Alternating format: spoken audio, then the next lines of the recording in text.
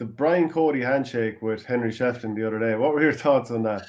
I've been asked a lot about that, even at work here. It was cold. Look, I don't know the history. Has something happened recently? But just say no matter who I'm playing against, we played awfully last week. And the first thing I did when the whistle went, I went up to give Mick Fenley a hand, just to congratulate him. And I've hurled against him loads, but there was no animosity or anything even before that.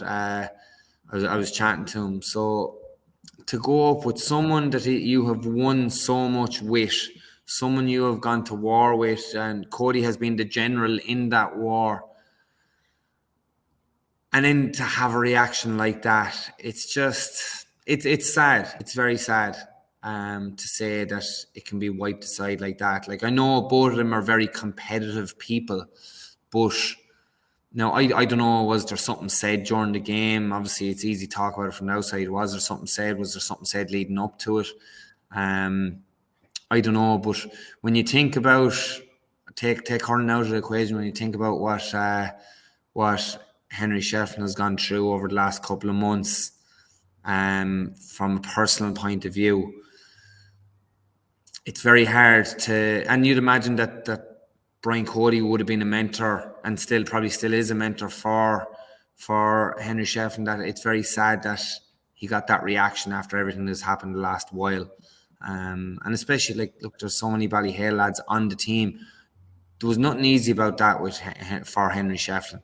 To come up against Kilkenny, to come up against it was his nephew playing, Owen Cody, yeah, and again against his mentor Brian Cody, and then to get a reaction like that, and for everything that's gone on recently for Henry as well with his family, it's just very sad.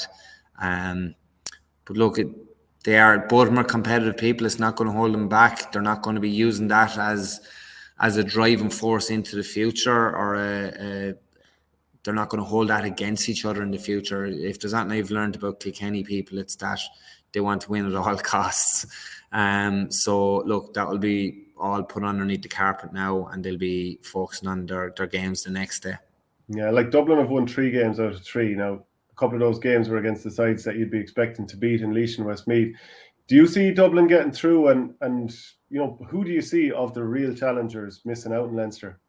Yeah, well, right. I'll just switch to Munster for a second, right? With no disrespect to them, but we nearly know who's going to qualify from Munster. It's just a case of who's going through to the final and who's going third place. But we know those 3 teams. Yeah, Limerick, Waterford, and Clare. Yeah, with Leinster, it's very exciting, because if Wexford win all the remaining games, they get them. No, I'm not on about first, second, or third here. I'm just on about those 3.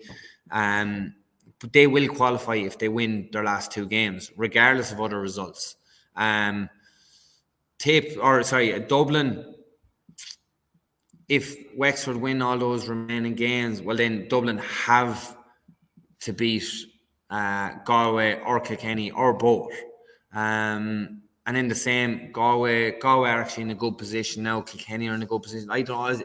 It's just it's head wrecking at the moment, looking at it, because depending on what day it is, depending on what the weather is, you want a certain team to get through. I would love Dublin to get through, and it would show Matty's hard work the last couple of years, what he's put in, and how the players have developed.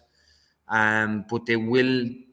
For them to qualify, they will need to take a scalp from either Galway or Kilkenny.